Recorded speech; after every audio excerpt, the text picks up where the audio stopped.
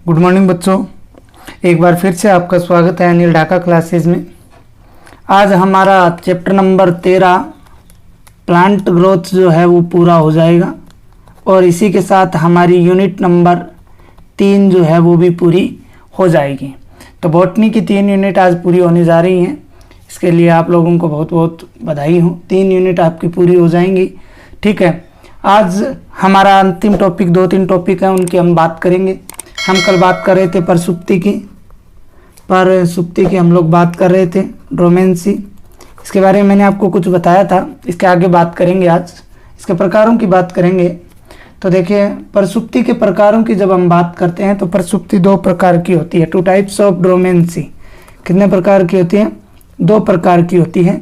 एक तो होती है प्राथमिक और एक होती है द्वितीयक। प्राथमिक परसुप्ति और द्वितीयक परसुप्ति। एक नंबर है प्यारे बच्चों प्राथमिक परसुप्ति। प्राथमिक परसुप्ति की अगर हम बात करते हैं तो ये क्या होती है? जब परिपक्व बीज को अनुकूल परिस्थितियां उपलब्ध होने पर, मान लीजिए कोई बीज है, परिपक्व बीज है, इस बीज को परिपक्व बीज है, इसको जब अनुकूल परिस्थितियां, ऐसी परिस्थितियां जो इसकी वृद्धि विकास के लिए क्या हो, लाभदायक हो, आवश्यक हो, उन्हें क्या कहा जाता है? अनुकूल परिस्थितियां।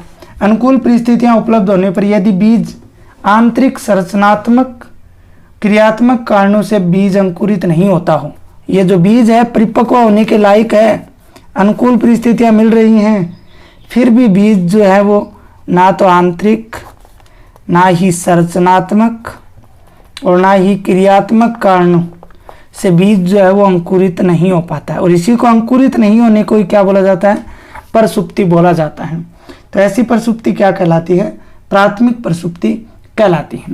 इसके अलावा सेकंड बात करें द्वितीयक परसुप्ति की, अगर हम लोग बात करते हैं कि द्वितीयक परसुप्ति क्या होती है, तो देखिए द्वितीयक परसुप्ति में क्या होगा? परिपक्व बीजों को संग्रहित करने के दौरान जब हम परिपक्व बीज जो होते हैं उन बीजों को जब हम संग्रहित करते हैं, क्या करते हैं?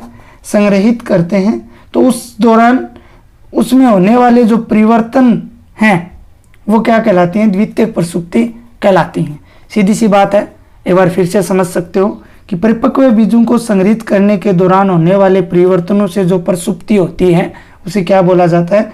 द्वितीयक परसुप्ति है वो बोला जाता है। इसके बाद में हम परसुप्ति को प्रभावित करने वाले कारकों की बात करेंगे। परसुप्ति को प्रभावित करने वाले कारकों की बात करेंगे। परसुप्ति को प्रभावित करने वाले कारकों की बात हम लोग करेंगे।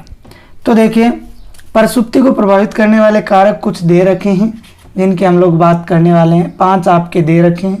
पहला जो है वो है कठोर बीज आवरण होना। 1 नंबर कठोर बीज आवरण, अर्थात बीज के चारों ओर का आवरण कठोर होने के कारण वो आसानी से अंकुरित नहीं हो पाते हैं। या जल ऑक्सीजन के लिए क्या हो जाता है? कठोर आवरण, ना तो जल और ना ही ऑक्सीजन हार्मोन जो है वो अंदर जा पाता है, इसके लिए अपारगम्य होते हैं। इसके कारण जो आंतरिक प्रतिरोध उत्पन्न हो जाता है जिससे भ्रूण है वो विकसित नहीं हो पाता है। 2 नंबर अगर बात करें, इसके अगर उदाहरणों की बात करें तो एमरेंथस है। कौन है? एमरेंथस से परसुप्ति कठोर बीज आवरण के आंतरिक प्रतिरोध के कारण होती है। इसी प्रकार दूसरा अगर हम बात करें तो जेनथियम है। क्या है? दूसरा अगर बात करें जेनथियम, इसमें भी क्या है? जो आवरण है ऑक्सीजन के लिए क्या होता है? अपारगम्य होता है। किसके लिए? ऑक्सीजन के लिए क्या होता है? अपारगम्य होता है, जिसे इस पादप के बीज की परसुप्ति अवस्था में रहते हैं। ठीक है। तीसरा अगर हम लोग बात करें 2 नंबर मेन बात करें कारक की, 1 नंबर कठोर बीज आवरण हो गया। 2 नंबर भ्रूण की अपरिपक्वता। भ्रूण की अपरिपक्वता, इसकी अगर बात करते हैं तो बीज का अंकुरण तब तक नहीं होता है जब तक बीज में स्थित भ्रूण परिपक्व नहीं होता। भ्रूण अगर परिपक्व होगा तभी क्या है जो है बीज का अंकुरण हो पाएगा, वरना अंकुरण है वो नहीं होता है। जैसे उदाहरण की बात करें तो निटम है, निटम निमोन है, ठीक है, वाइवोला है, बाइलोबा है, ठीक है, पूरा नाम गिंगो बाइलोबा, कई बार आया हुआ है, ठीक है, ये इसके उदाहरण हो गए। इसके बाद हम लोग बात करते हैं 3 नंबर, उत्तर पक्वन काल की आवश्यकता। 3 नंबर है उत्तर पक्वन काल की आवश्यकता। उत्तर पक्वन काल की आवश्यकता की हम लोग बात करेंगे। इसके बाद करते हैं तो बीज परिपक्व होने के बाद कुछ समय के लिए विश्राम अवस्था में आते हैं। किस अवस्था में? विश्राम अवस्था में आते हैं, ठीक है। तो वहाँ पे अंकुरण के लिए क्षमता अर्जित करते हैं और इस विश्राम काल को उत्तर पक्वन काल कहा जाता है। जब विश्राम काल में बीज रहते हैं इसी को क्या कहा जाता है? उत्तर पक्वन काल, अर्थात पक्वन से पहले वाला जो समय होता है, उत्तर पक्वन काल तक बीज जो है वो अंकुरित नहीं होते हैं। इस विश्रामावस्था में अगर हम बात करें तो बीजों का अंकुरण जो है वो नहीं होता है। 4 नंबर है विशिष्ट ताप एवं प्रकाश की आवश्यकता। 4 नंबर क्या है? विशिष्ट ताप एवं प्रकाश की आवश्यकता। देखिए बीजों के अंकुरण से पहले शीत उपचार की आवश्यकता होती है। किसकी आवश्यकता होती है? शीत उपचार की आवश्यकता होती है। इसी के साथ साथ शीत उपचार के लिए अगर हम लोग बात करें, अनुकूलन तापमान की अगर बात करें तो अनुकूलन जो तापमान है शीत उपचार के लिए वो रहता है 0 डिग्री सेंटीग्रेड से 5 डिग्री सेंटीग्रेड। कितना? 0 डिग्री सेंटीग्रेड से 5 डिग्री सेंटीग्रेड जो है वो तापमान रहता है। इसी के साथ शीत उपचार नहीं मिलने पर बीज जो है वो अंकुरित नहीं होते हैं। जैसे एग्जाम्पल बात करें चेरी हैं, ठीक है। इसके अलावा चेरी के अलावा अगर हम लोग बात करें तो चेरी के अलावा और भी अगर हम बात करें तो ओक है आदि जो है उनमें नहीं होता है। इसी के अंदर अगर हम बात करें एक इम्पोर्टेंट बात की नोट लगा के आप लोग लिख सकते हो, वो क्या बात है कि बीज अंकुरण के लिए प्रकाश की अवधि, प्रकाश की गुणवत्ता, प्रकाश की अवधि, प्रकाश की अवधि, प्रकाश की गुणवत्ता, प्रकाश की अवधि, प्रकाश की गुणवत्ता, प्रकाश की मात्रा का प्रभाव पड़ता है। किसकी? प्रकाश की मात्रा का प्रभाव है वो पड़ता है। ऐसे बीज जो प्रकाश की अवधि, गुणवत्ता, मात्रा के प्रति संवेदी होते हैं, यह क्रिया जो ग्रहण करते हैं इनके प्रति जो संवेदी होते हैं, ऐसे बीजों को क्या बोला जाता है? फोटोब्लास्टिक। फोटो का मतलब प्रकाश, फोटोब्लास्टिक बीज कहा जाता है। जो प्रकाश की अवधि, प्रकाश की गुणवत्ता आदि के प्रति क्या होते हैं? संवेदी होते हैं, फोटोब्लास्टिक बीज कहलाते हैं। फॉर एग्जाम्पल बात करें तंबाकू, तंबाकू है, कैप्सूला है आदि ये होते हैं। इसके बाद 5 नंबर लास्ट है प्रभावित करने वाले कारकों में अंकुरण निरोधक की उपस्थिति। अंकुरण निरोधक की उपस्थिति। देखिए गुद्देदार फलों के गुद्दे में कई पदार्थ होते हैं। गुद्देदार फल जो होते हैं उनके गुद्दे में कई जो हैं पदार्थ होते हैं जो बीजों के अंकुरण को रोकने में सक्षम होते हैं, जो बीज का अंकुरण आसानी से नहीं होने देते हैं। ऐसे पदार्थों को अंकुरण निरोधक कहा जाता है। वो जो पदार्थ गुद्दे भाग में स्थित होते हैं उन्हीं को अंकुरण निरोधक पदार्थ है वो कहा जाता है। उदाहरण के लिए FCC कमल है जो हम पढ़ के आ चुके हैं, फिनोलिक अम्ल है, काइमेरिन है, पैरा एस्कोकार्बिक अम्ल है, ये इस प्रकार से घटना करते हैं या इसको बीज अंकुरण को रोकते हैं। नोट में अगर हम बात करें तो अंकुरण निरोधक पदार्थों के प्रभाव को जिब्रेलिन से दूर किया जा सकता है। अगर इन गुद्दे भाग में जो पदार्थ हैं उनके द्वारा अगर हो रहा है तो जिब्रेलिन के प्रयोग से इस प्रभाव को क्या किया जा सकता है? नष्ट जो है वो किया जा सकता है। अब आगे आपकी जो हेडिंग है वो है प्रसुप्ति भंग करने की विधियाँ। किसको भंग करने की विधियाँ? प्रसुप्ति भंग करने की विधियाँ। प्रसुप्ति भंग करने की विधियों की बात करते हैं। तो देखिए प्यारे बच्चों, पहली है कुरचना। कुरचना कौन सी है? कुरचना। इस विधि में जो कठोर बीज है उसका आवरण है उसको तोड़कर या खरोच करके क्या कर दिया जाता है? कमजोर कर दिया जाता है। बीज का कठोर आवरण जो होता है उसको तोड़कर या खरोच करके उसको क्या कर दिया जाता है, कमज़ोर कर दिया जाता है। इसके अलावा बीजों को तनु H2SO4 सल्फ्यूरिक अम्ल जो होता है तथा गर्म पानी के अलावा वसा विलायकों में भिगोकर भी बीज के आवरण को क्या किया जाता है, मुलायम जो है वो किया जाता है। दूसरा उपचार है बच्चों शीतन उपचार। कौन सा उपचार? शीतन उपचार।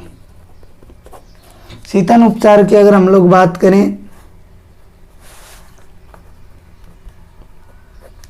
तो वे बीज जिनके अंकुरण के लिए हमें क्या करना पड़ता है, शीतल उपचार की आवश्यकता होती है, ठंडे उपचार की आवश्यकता होती है, उन्हें कृत्रिम रूप से हम जो है शीतल उपचार देते हैं। और उनकी प्रसुप्ति को क्या किया जा सकता है, भंग। प्रसुप्ति मतलब अंकुरण न होने की क्षमता, उसको क्या किया जाता है, भंग किया जाता है। इसके बाद में अगर हम बात करें 3 नंबर प्रकाश, 3 नंबर भंग करने की विधि है प्रकाश। फोटोप्लास्टिक बीजों को हम लाल प्रकाश देकर अंकुरण क्षमता को बढ़ाया जा सकता है। रेड लाइट अगर देखकर हम क्या कर सकते हैं, उनको बढ़ा सकते हैं 660 से अधिक, ठीक है। 4 नंबर है दाब। बीज जो होते हैं उनको 18 से 20% 18 से 20 डिग्री सेंटीग्रेड ताप पर और 2000 वायुमंडलीय दाब पर, ATM पर 2000 वायुमंडलीय दाब पर बीजों को रखने पर वो उनका आवरण जो है वो क्या हो जाता है, कमज़ोर हो जाता है, जिससे वो वृद्धि करके अंकुरण कर सकते हैं। 5 नंबर है वृद्धि नियंत्रकों का उपयोग। वृद्धि नियंत्रकों का उपयोग। वृद्धि नियंत्रकों के उपयोग की बात करते हैं तो हम जिब्रेलिन का उपयोग कर सकते हैं। किसका? जिब्रेलिन का उपयोग कर सकते हैं, एथाइलिन का उपयोग कर सकते हैं, क्लोरीहाइड्रिन का उपयोग कर सकते हैं आदि, ठीक है। थायोयूरिया है आदि पदार्थों से बीजों को उपचारित करने पर वो क्या हो जाते हैं, अंकुरित हो जाते हैं। तो ये तो हमारी प्रसुप्ति जो थी, प्रसुप्ति जो टॉपिक था वो पूरा हुए है। इसके बाद में हमारा है वसंतीकरण या वसंतीकरण, इसको आप बोल सकते हो, वेरेलिजेशन इसको बोला जाता है। इसकी हम लोग बात करते हैं ये क्या होता है। अब बात करते हैं वसंतीकरण की। वसंतीकरण या वसंतीकरण इसको आप लोग बोल सकते हो। वेरिलाइजेशन की हम लोग बात करते हैं वसंतीकरण की, कि वसंतीकरण जो है वो होता क्या है। सबसे पहले इसकी परिभाषा की बात करते हैं। परिभाषा के अलावा इसमें हम जो पौधों में तापकरण के प्रति व्यवहार का जो अध्ययन है, सबसे पहले किसका, पौधों में तापकरण के प्रभाव का सर्वप्रथम अध्ययन, तापकरण के प्रभाव का सर्वप्रथम जो अध्ययन है वो किया था एक वैज्ञानिक थे लाइसेंको ने किया था। किसने किया था? तापकरण के प्रभाव का अध्ययन किसने किया था? लाइसेंको ने किया था। परिभाषा की अगर बात करें, डेफिनेशन की अगर हम लोग बात करते हैं तो ध्यान से सुनना, इसकी परिभाषा कई बार पूछी गई है कि पौधों में शीत उपचार द्वारा पुष्पन को प्रेरित करना। पौधों में शीत उपचार द्वारा पुष्पन की क्रिया को प्रेरित करना क्या कहलाता है? वसंतीकरण कहलाता है। पौधों में शीत उपचार द्वारा पुष्पन को प्रेरित करना क्या कहलाता है? वसंतीकरण जो है वो कहलाता है, ठीक है। कोवर्ड एक वैज्ञानिक थे, कोवर्ड, इनके अनुसार अगर हम बात करें तो शीत उपचार द्वारा पुष्पन की योग्यता के उपार्जन को, शीत उपचार द्वारा, बात वही है, शीत उपचार द्वारा पुष्पन की योग्यता के उपार्जन को क्या कहा जाता है? वसंतीकरण जो है वो कहा जाता है। वसंतीकरण की तकनीक की बात करते हैं, बिल्कुल इजी सा, आपको परिभाषा ज़्यादा इंपॉर्टेंट है कि तकनीक। वसंतीकरण की तकनीक की अगर हम लोग बात करते हैं तो इसमें बीजों को भिगोकर अंकुरण के लिए छोड़ा जाता है। सबसे पहले बीज जो होते हैं उनको भिगोया जाता है, भिगोने के बाद इनको अंकुरण के लिए क्या कर दिया जाता है? छोड़ दिया जाता है। इसके बाद अंकुरित बीजों को भिगो दिया, अंकुरित हो गए। अंकुरित बीजों को 5 डिग्री सेंटीग्रेड ताप के प्रास में रखा जाता है और इनका शीतन उपचार किया जाता है। क्या किया जाता है? शीतन उपचार जो है वो इनका किया जाता है। अब इसकी प्रक्रिया की बात करते हैं। वसंतीकरण की प्रोसेस क्या रहती है?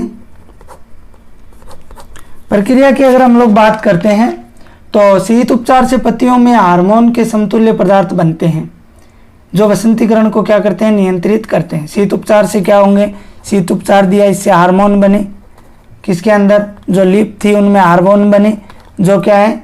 इसमें वसंतीकरण की क्रिया जो है उसको नियंत्रण करते हैं और उन पदार्थों को वर्लेनिन कहा जाता है। क्या कहा जाता है? वर्लेनिन कहा जाता है। तो प्रश्न अगर पूछ लिया जाए कि वर्लेनिन पुष्पन की क्रिया को कौन सा हार्मोन प्रेरित करता है? वर्लेनिन, जो क्या है? फ्लोरिजन का पूर्वगामी होता है। फ्लोरिजन हमने पढ़ा था ना पीछे, फ्लोरिजन का क्या होता है? पूर्वगामी होता है।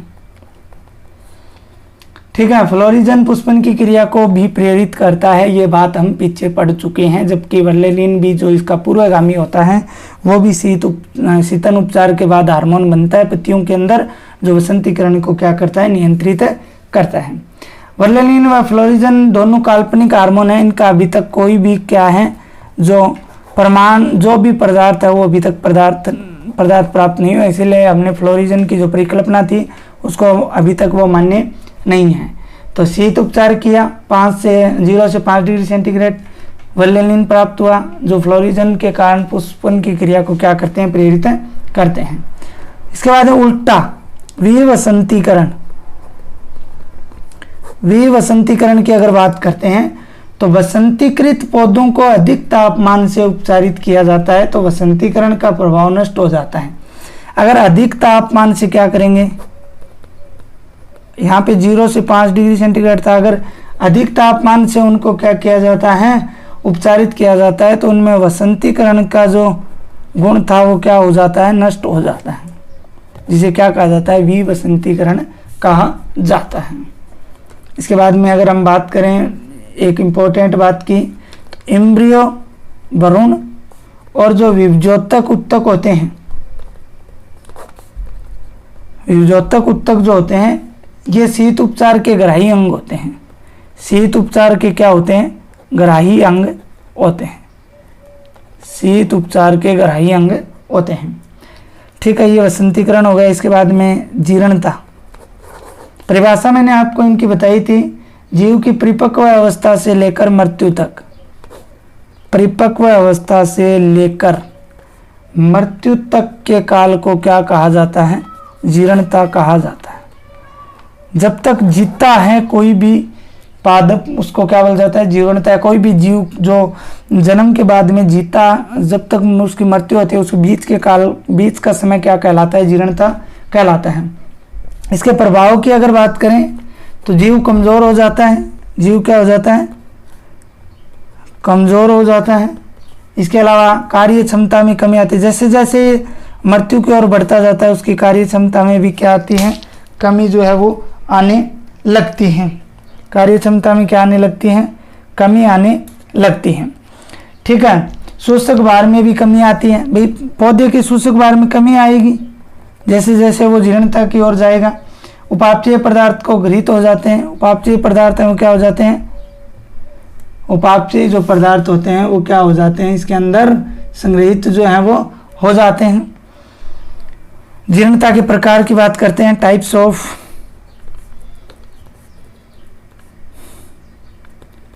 सेनेस्केंस। जीर्णता के प्रकारों की अगर हम लोग बात करते हैं तो लियोपोल्ड के अनुसार जीर्णता 4 प्रकार की होती है। किसके अनुसार?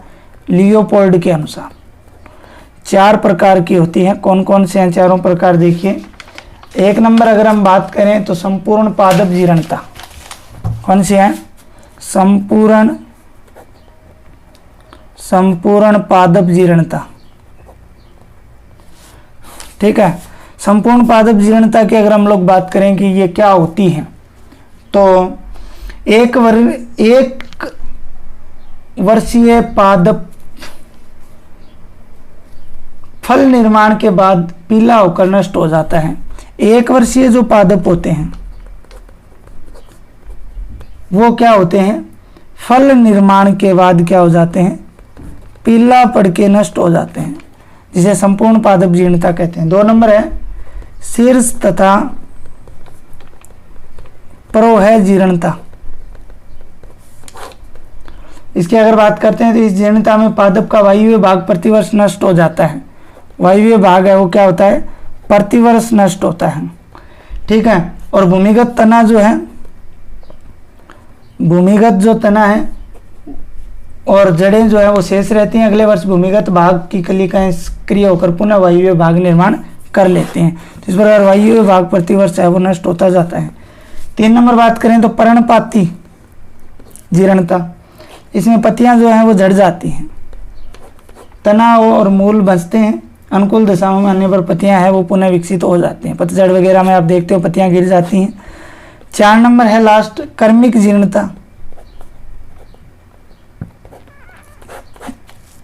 पहले पुरानी पत्तियां फिर अन्य पत्तियां जड़ तनाव जीर्ण होकर नष्ट हो जाते हैं, इसे कर्मिक का मतलब लगातार, पहले पत्तियां फिर जड़ व फिर तना फिर जड़ जो है कर्म से क्या होते हैं, नष्ट होते जाते हैं।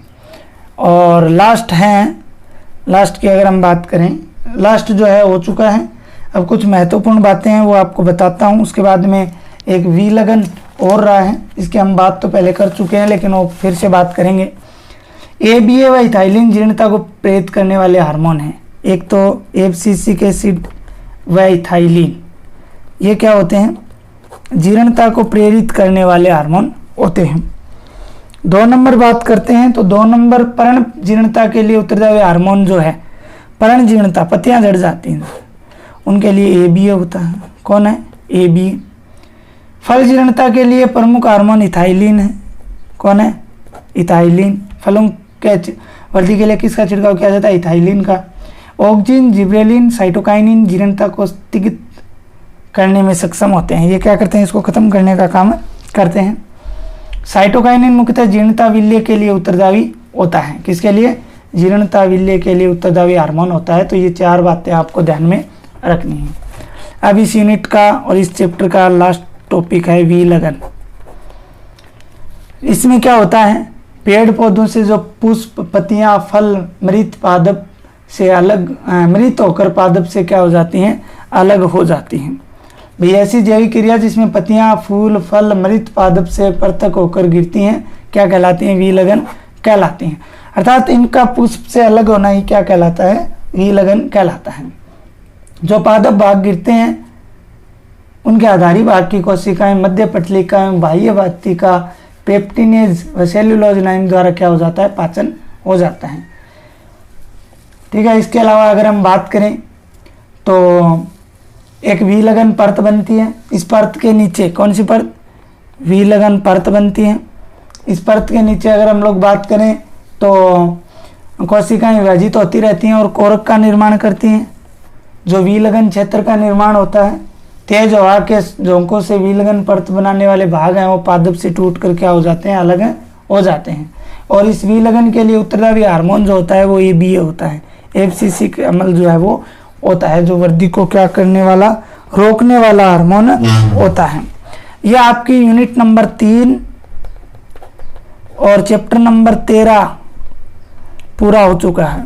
तो प्यारे बच्चों 1 से लेकर 13 अर्थात बॉटनी की 3 यूनिटें मैंने पूरी करवा दी आपको। अब हम 2 यूनिट जो बॉटनी की हैं उनकी बात नहीं करेंगे। अब हम जो बात करने वाले हैं वो जूलॉजी की, जूलॉजी की हम बात करेंगे जो है यूनिट नंबर 7। यूनिट नंबर 7 की बात करेंगे जिसमें आपके पहला ही चैप्टर है मानव तंत्रिका तंत्र, नर्वस सिस्टम ऑफ ह्यूमन, मानव का तंत्रिका तंत्र, उसकी बात करेंगे।